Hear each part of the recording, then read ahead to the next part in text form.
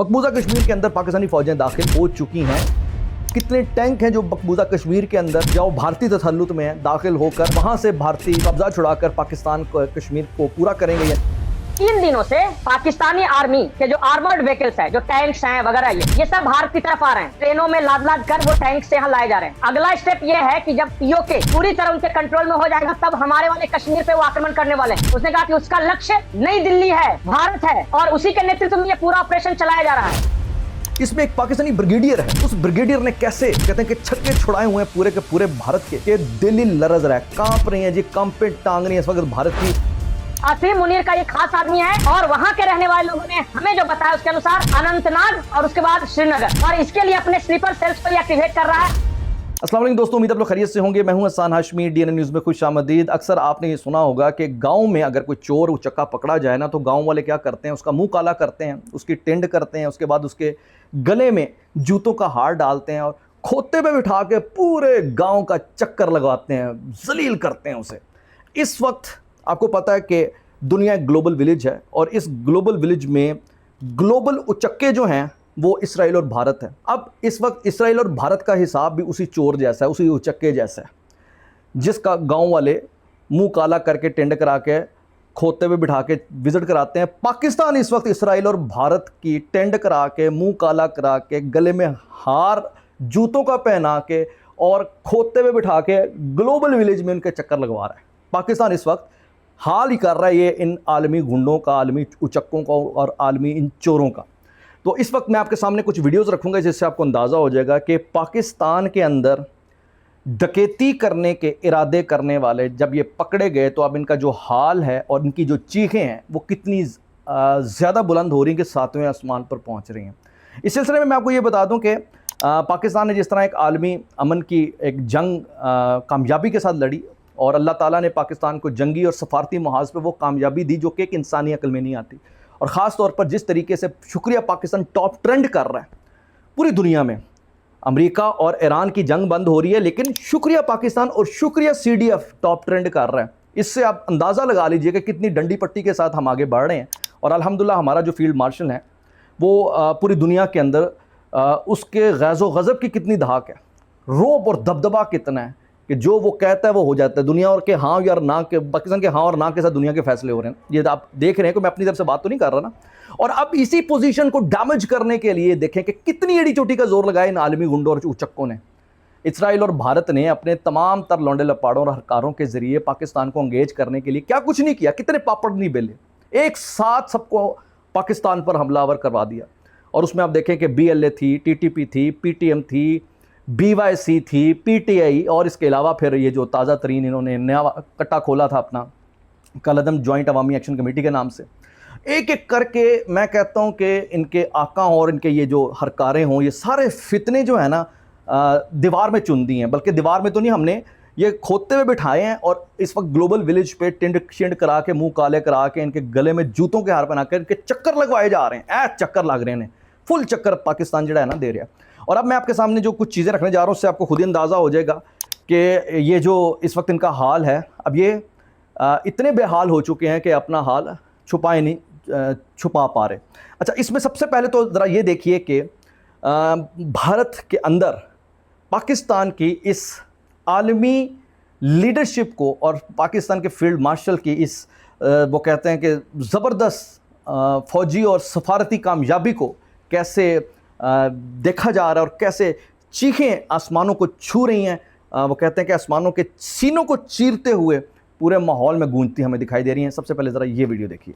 सारा क्रेडिट तो पाकिस्तान लेकर चला गया। पाकिस्तान को पहली लाइन में डोनाल्ड ट्रंप क्रेडिट देते हुए नजर आ रहे हैं कि thanks to Asim Munir and Shahbaz Sharif बहुत भयानक हार, बुरी हार, हम मुंह के बल गिरे हैं। पहले हम ऑपरेशन सिंदूर में गिरे थे मुंह के बल, और आज जो हार हुई है, लेकिन इनडायरेक्टली एक टॉन्ट पाकिस्तान को लगाया। अब ऐसा है कि वही दलाल जो है, इंपोर्ट्स दलाल जो है, उस दलाल ने ही आपको राहत दिलाई है। इतनी बड़ी विडंबना है कि आपको जो राहत मिली, आप दुनिया के सबसे ज्यादा अफेक्टेड देश रहे। हम जो है विश्व गुरु कहते हैं खुद को, तो हमने अपने आप को घोषित कर रखा है। विश्व गुरु की जरूरत तो ऐसे मौकों पे, नाजुक मौकों पे सबसे ज्यादा होती है कि गुरुजी चेलों को लड़ रहे हैं जो उनको समझाएं। शहबाज शरीफ और आसिम आसिम मुनीर को नोबेल प्राइज भी मिल जाए और मोदी जी वो जो कौन सा नकली एक मेडल लेकर आए हैं इजराइल से और इधर उधर से, वो मेडल दिखाते हुए दुनिया में घूमेंगे क्या? लेकिन हमने पैसा भी कमाया और इज्जत भी कमाई अपनी फॉर एवर। मोदी जी बहुत असफल, सबसे ज्यादा असफल प्रधानमंत्री साबित हुए हैं। तो आपने जो करना चाहिए था वो पाकिस्तान ने किया है। वो पाकिस्तान की दलाली की वजह से आपका जो दलाल स्ट्रीट है वो उसको फायदा हुआ है। ये जो हमारे मुंह पर तमाचा पड़ा है पाकिस्तान के इस यश की वजह से, इसके लिए पूरी तरह से मोदी सरकार जिम्मेदार है, आरएसएस जिम्मेदार है। यकीनन इस क्लिप को आपने देखा और इसमें आपको यकीनन फीलिंग तो आ गई होगी ना भाई कि किस तरीके से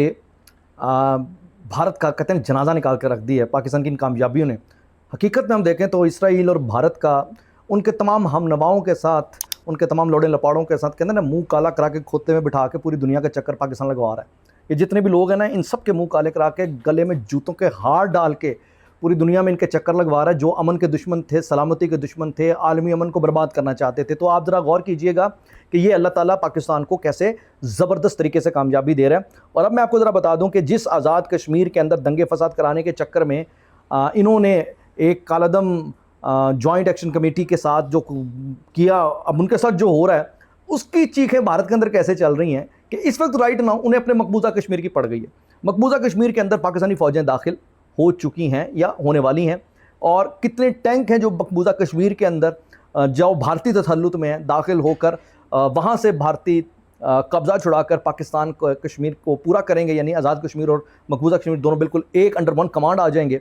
और ये अभी सारी जो सिचुएशन बनी हुई है इसमें एक पाकिस्तानी ब्रिगेडियर है, उस ब्रिगेडियर ने कैसे, वो कहते हैं कि छक्के छुड़ाए हुए हैं पूरे के पूरे भारत के दिल ही लरज रहा है, कांप रही हैं जी, कांपे टांग रही हैं इस वक्त भारत की।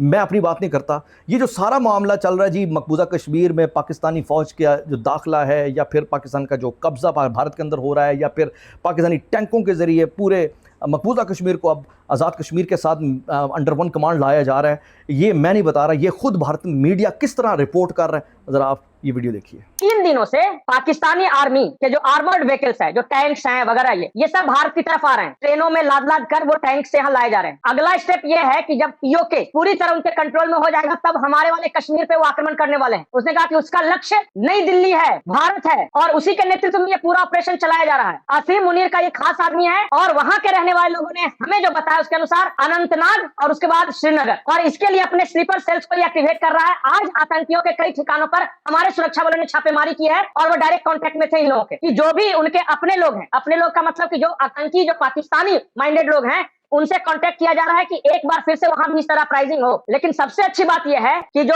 हमारा कश्मीर, यानी जो हमारे कब्जे वाला कश्मीर है, कश्मीर तो पूरा हमारा ही है, लेकिन जो पाकिस्तान में किसी तरह किसी कश्मीर से उनसे पूछे, स्पेलिंग है ब्रिगेडियर फेक, FAIQ का तो पता है। बहुत सारे जो लोग इसको नहीं समझ रहे होंगे, जिनको नहीं पता होगा, उसको लग रहा है कि ये पत्रकार बहुत ज्यादा बोल रहे हैं। मैं बिल्कुल ऑथेंटिक रूप से ये कह रहा हूँ कि सो प्लीज प्लीज प्लीज अपने उन कश्मीरी भाइयों की मदद कीजिए जिनके साथ ये अत्याचार हो रहा है। बिल्कुल पंकज, आज भारत से नहीं पट रही है तो भारत में छोटे मोटे इंसिडेंट को भी एम्पलीफाई करता है पूरे इंटरनेशनल लेवल पे। भारत में तो ह्यूमन राइट्स है ही नहीं, भारत का हंगर इंडेक्स सबसे खराब है, भारत का हैप्पीनेस इंडेक्स सबसे खराब है, यहाँ का प्रेस फ्रीडम सबसे खराब है। इसलिए ये सरकार उनकी आंखों में चुभ रही है। क्या वक्त आ गया है पीओके की आजादी का? कश्मीर के लोगों को डिसाइड करना। और जब बांग्लादेश भी आजाद हुआ तो बांग्लादेश मुक्ति वाहिनी ने ये कदम उठाया था। ज्यादा से ज्यादा ये हो सकता है कि जब बहुत ज्यादा अत्याचार होगा तो हम इंटरनेशनल फोरम पे उनकी मदद कर सकते हैं, लेकिन अंत में तो ये फैसला कश्मीरियों को लेना है, क्या कश्मीर यूनाइट होना चाहिए या नहीं होना चाहिए। मैं आम कश्मीरियों से ये बात पूछ रहा हूँ, दोनों तरफ के कश्मीर यूनाइट होने चाहिए या नहीं होने चाहिए? क्या कश्मीरियों की नस्ल कुशी आपको कबूल है? अगर कबूल है तो तुम पाकिस्तानी पंजाबी आर्मी के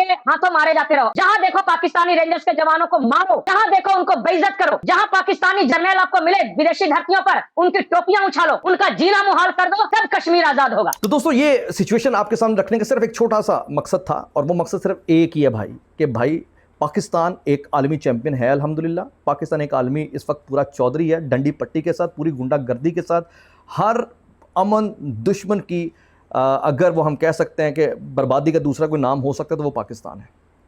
और राइट नाउ अमेरिका से लेकर मिडल ईस्ट से लेकर ख़ुद भारत तक जो एक पाकिस्तान की धाक बैठी हुई है वो एक पॉजिटिव सेंस के साथ है। तो अल्हम्दुलिल्लाह इस वक्त राइट नाउ आलमी सतह पर पाकिस्तान की लीडिंग पोजीशन ने दुनिया को बचा लिया, और ये अल्लाह ताला की पाकिस्तान पर ख़ास रहमत है।